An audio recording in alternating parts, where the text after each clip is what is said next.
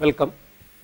In the previous two modules, we talked about some simple thermodynamic models of binary alloys, namely ideal solution and regular solution models, and based on them how to construct the free energy versus composition diagrams and composition versus temperature diagrams, and composition versus temperature diagrams are known as phase diagrams. We have also noticed that regular solution model at low temperatures, which is of interest to us in this course, shows that there could be two extreme cases. In the ideal solution case, everything becomes a solid solution. There is no special thing that happens, so it is a random substitutional solid solution that you would form.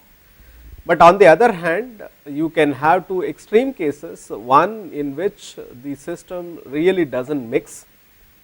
So it becomes a phase separated, it becomes a mechanical mixture, and the other case where it mixes, but mixes very intimately. It mixes at the atomic scale in such a way that most of the times you will find that it has more number of unlike bonds for every atom. So it can have, and these structures are known as ordered structures.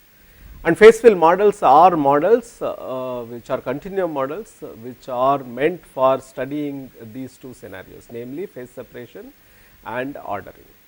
So today we are going to continue with our thermodynamic concepts. So we need to know one more concept which will be of use to us in understanding these kind of systems, and this concept is known as chemical potential. So that is what today we will start with, and then we will go to some kinetic aspects like diffusion and look at it. Okay. So what is this chemical potential? So let us take a system, okay, and let us have it at a constant temperature and pressure. Let there be some Na and Nb atoms, okay, and so let us consider suppose if I want to add some number of A atoms to this system, suppose I add DNA number of A atoms to this system, what happens to the total free energy? Okay. So because this is not molar free energy, I am going to distinguish that by putting a prime for the G. So there will be a small change in the free energy, because the number of atoms that I am adding is very small. The number of atoms is so small that if you try to calculate the composition of the alloy, which is Nb by total number of atoms or Na by total number of atoms, then you will find that this quantity does not change. Okay. So we are going to add a very small number of A atoms to the system at constant temperature and pressure, and we want to know what happens to the free energy of the system. So if this Na is very small, DNA that we are adding is very small, then the change in free energy is actually proportional to DNA itself, and this proportionality constant, okay, is called the partial molar free energy of A in this particular phase. Okay. So please remember this change in free energy is the change in free energy of the whole system, but we are maintaining temperature, pressure, composition, everything a constant, and we are going to add a very small number of A atoms, and we are going to find out what is the total change in energy. And the assumption or approximation we are making is that the change in free energy is proportional to the atoms that I add, and the proportionality constant is known as chemical potential or partial molar free energy of A in this particular system. So mu A has two names, it is called chemical potential, okay. It is also called partial molar free energy of A in the system. Okay. Whatever system that you take, whatever phase you take, in that what is the partial molar free energy of A, that is given by this quantity called mu A. So this is one way of defining the so called chemical potential. There is another way of defining the chemical potential which comes from the same idea. So you can also define chemical potential as follows. say chemical potential is equal to the change in free energy for the addition of a small number of A atoms. So, that will give me the chemical potential of A while keeping everything else a constant, right. So, I am keeping everything else a constant, I am going to add a small number of A atoms. What is the free energy change? So, this derivative, everything else is kept constant. So, let me make it as partial derivative. So, this is dou G prime by dou N A, because I called it dNA, let me call it as dou dNA at constant temperature, pressure, NB, etc. is known as chemical potential. So, this is another definition of chemical potential. Please remember that the dNA that I am adding is so small that it actually does not change the composition. Okay, it is not just the NB is kept constant, actually we also keep the fraction, the mole fraction or atomic fraction, which is basically the composition, okay, composition, which is a thermodynamic parameter, that is also kept a constant. So, this is the definition of chemical potential. Now, consider a case in which I am going to add 1 mole of atoms to my system, then the free energy that would increase in the system would be the molar free energy of the system. But I am going to add this 1 mole by making it have the same composition, the alloy composition is not going to change. Suppose the alloy composition is 30% B atomic percent, then I am going to add 30% B atoms and 70% A atoms. If it is 50% atomic percent composition B, then I am going to add 50% B atoms and 50% A atoms. If it is 75%, then I am going to add 75% B atoms and 25% A atoms. So, if I do this, because the composition does not change at constant temperature and pressure, I am adding these number of atoms. So, I am going to increase the size of the system by 1 mole. The chemical potentials do not change, because I am not really changing the composition, only the relative number of molecules have changed, it has increased by 1 mole. Then you can see that the free energy in such a case is nothing but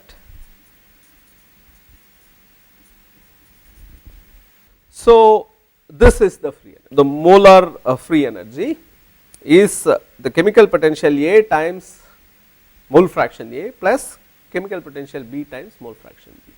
So, this is another way in which one can understand chemical potential.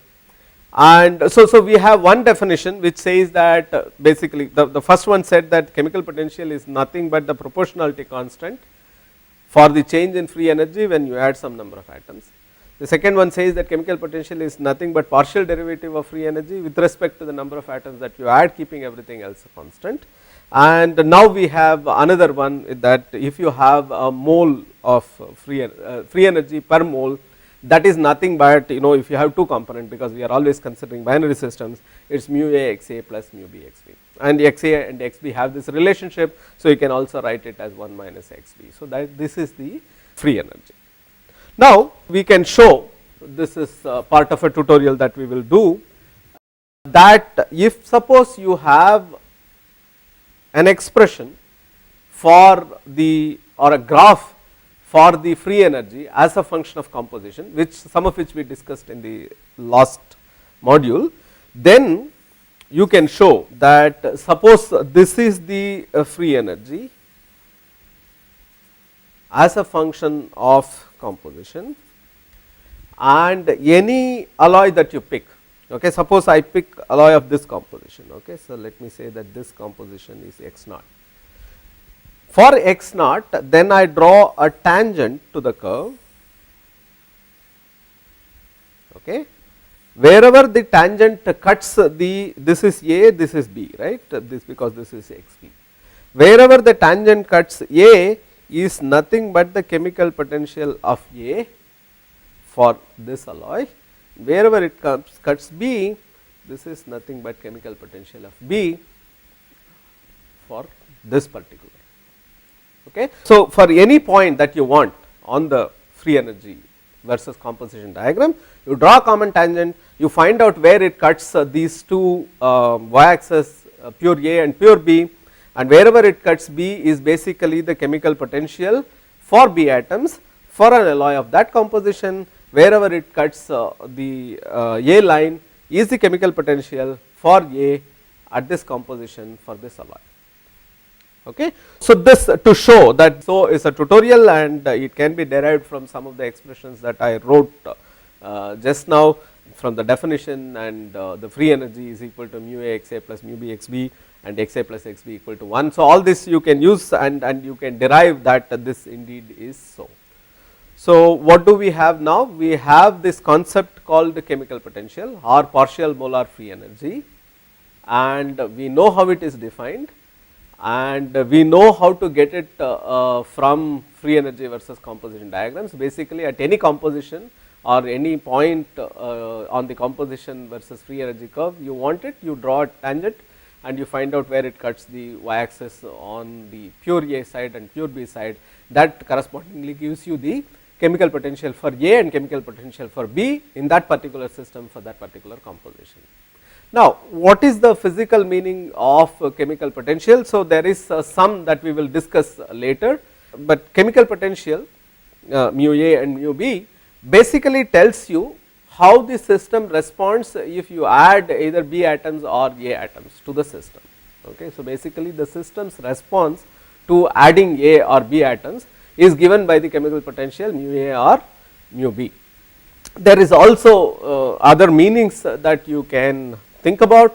So, chemical potential is like temperature and pressure in the sense that if there is a temperature difference between two systems, then and if you make them come in contact and if you allow for energy exchange, then till the temperature becomes the same, there will be exchange of energy. Right. Similarly, if you have pressure differences and if you can bring those systems together which are at two different pressures, and if you allow for volume changes, then the system will change the volume in such a way that the pressures become equivalent. Similarly, chemical potential, if it is different in two systems, and if you bring them in contact, then till the chemical potential becomes the same, there will be atomic flux. Okay. So, this is another meaning associated with chemical potential, and that is the meaning which is very important to us. Okay. So, we are going to look at in a little bit more of detail about this particular meaning of chemical potential in the context of diffusion, because that is what we are going to do in the remaining sections of this module. Thank you.